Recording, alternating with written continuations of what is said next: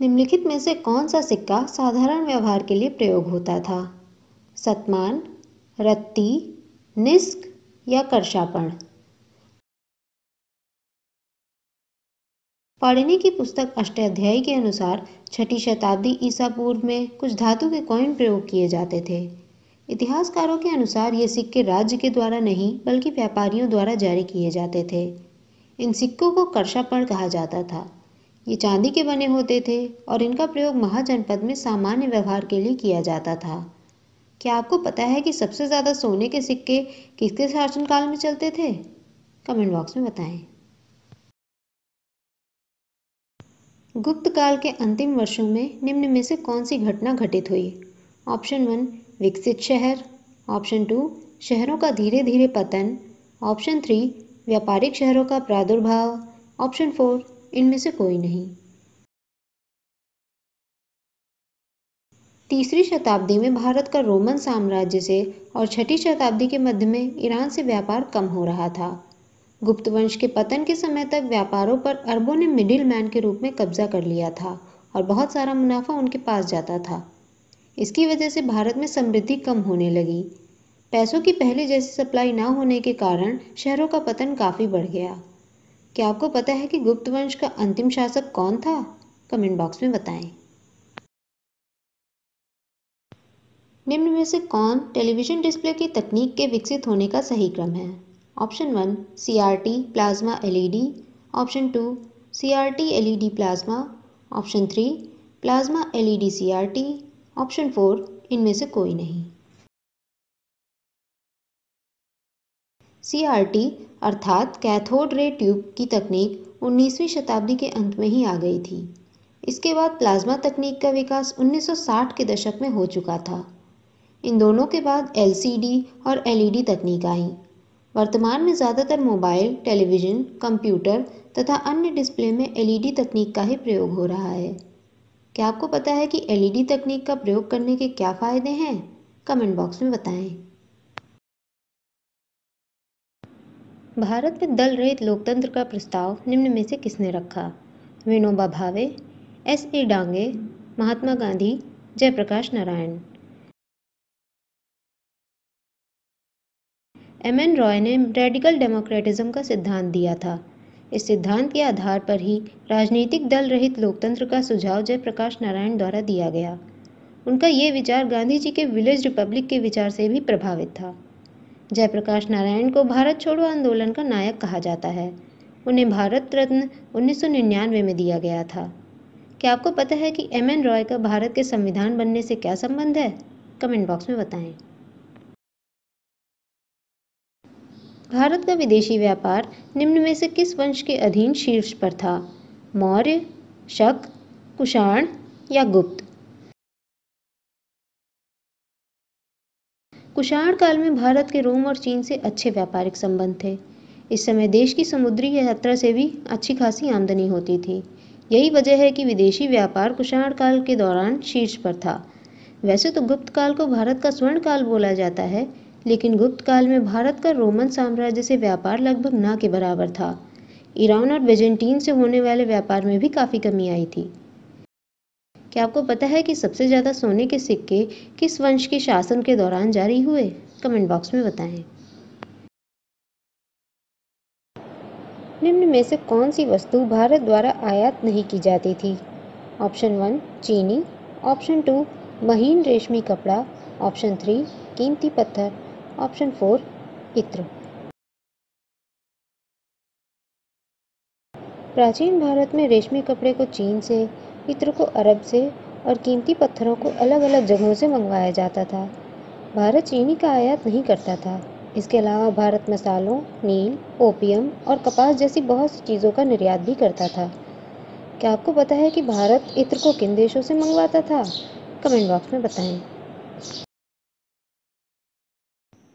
अशोक की निम्नलिखित में से कौन सी घोषणा कलिंग क्षेत्र से संबंध रखती है?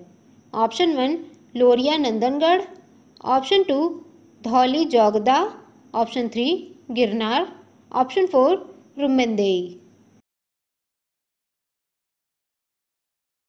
कलिंग को जीतने के बाद अशोक ने जौगदा को कलिंग की राजधानी बनाया और यहाँ पर एक किले का निर्माण भी करवाया। ये वर्तमान में गंजम जिले में स्थित है। यहाँ पर और इसके पास ही स्थित धौली में हमें अशोक के प्राकृत भाषा में लिखे कई शिलालेख मिलते हैं। क्या आपको कुछ और ऐसी जगहों के नाम पता है जहाँ से अशोक के दूसरे शिलालेख मिले हैं? कमेंट बॉक्स में बताएं।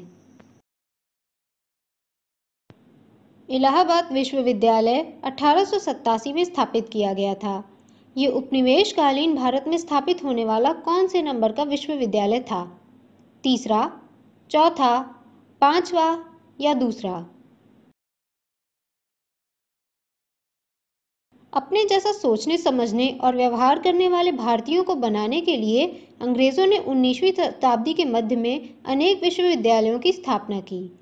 इसमें सबसे पहला कलकत्ता यूनिवर्सिटी, दूसरे नंबर पर बॉम्बे यूनिवर्सिटी, तीसरे नंबर पर मद्रास यूनिवर्सिटी, चौथे नंबर पर पंजाब यूनिवर्सिटी और पांचवें नंबर पर इलाहाबाद यूनिवर्सिटी की स्थापना की गई।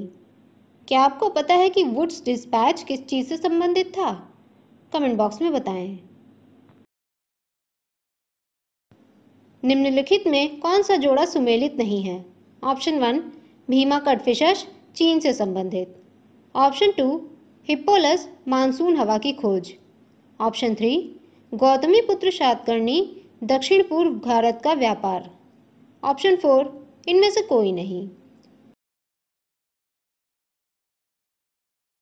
भीमा या भीमा कटफिशस पहला कुषाण राजा था जिसने सोने के सिक्के चालू किए।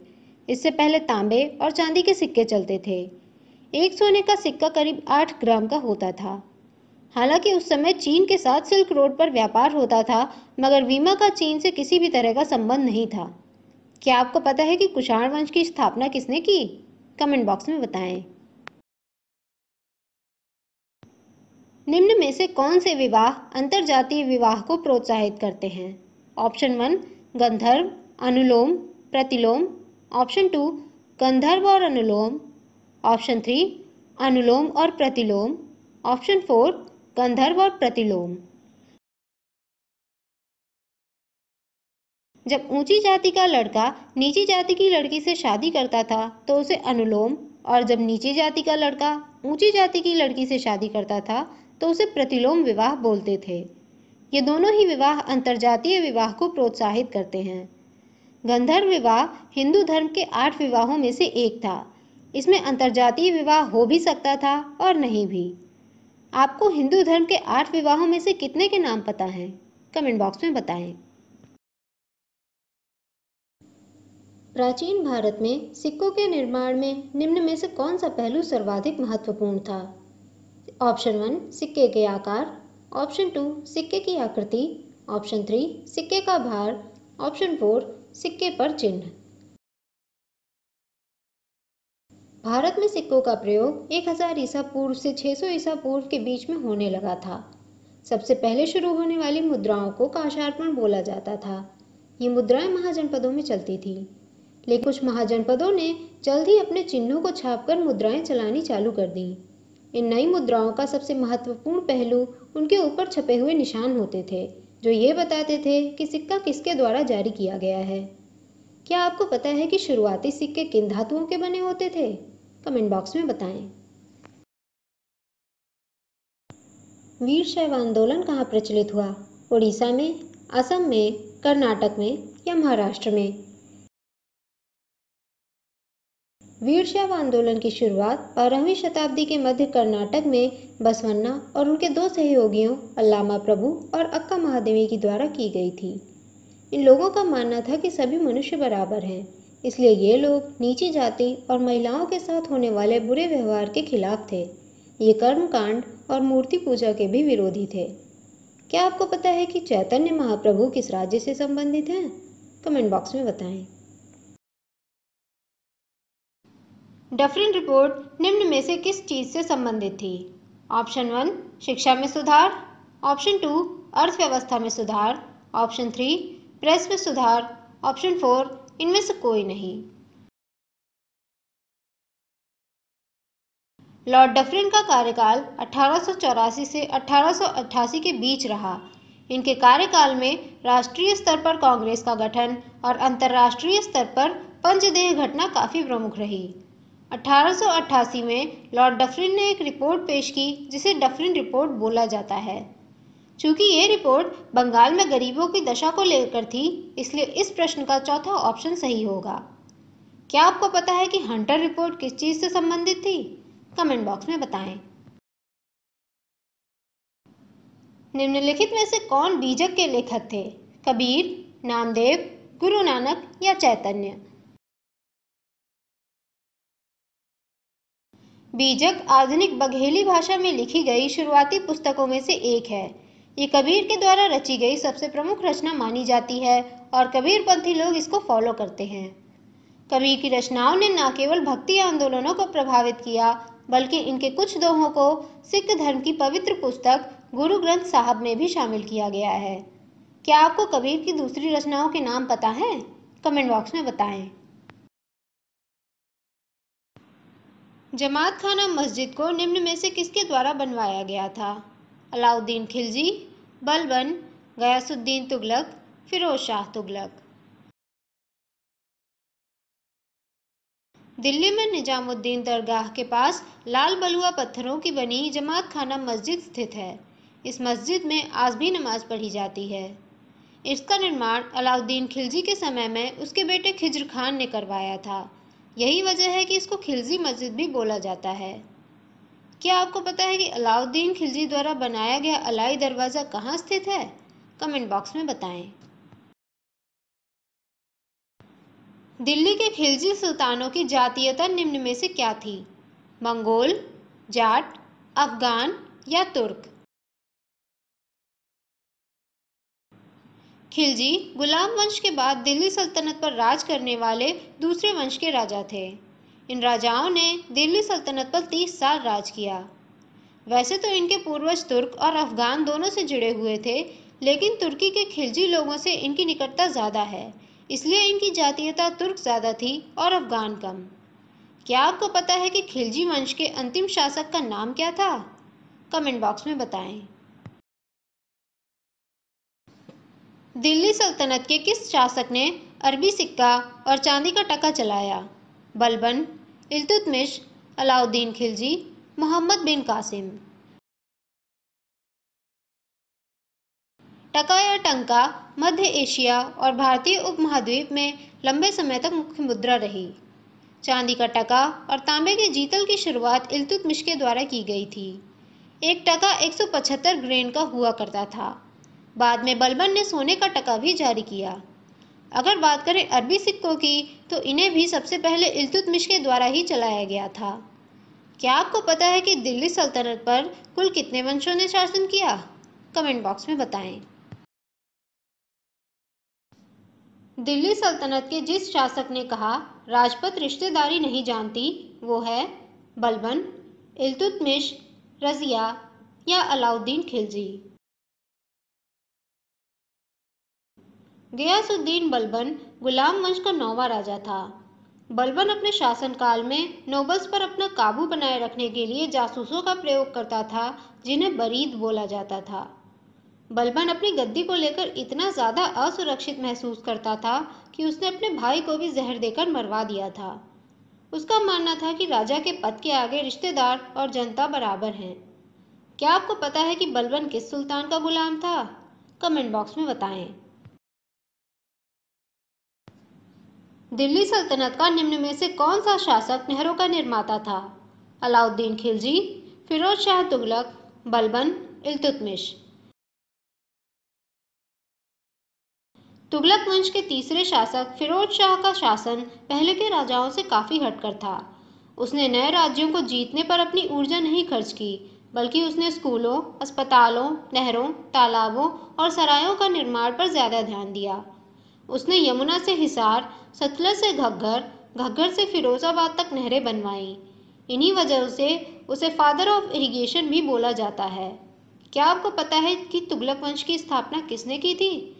कमेंट बॉक्स में बताएं। दिल्ली सल्तनत के निम्न में से किस शासक ने भूमि नापजोक के पश्चात भूमिक राजस्व तय किया?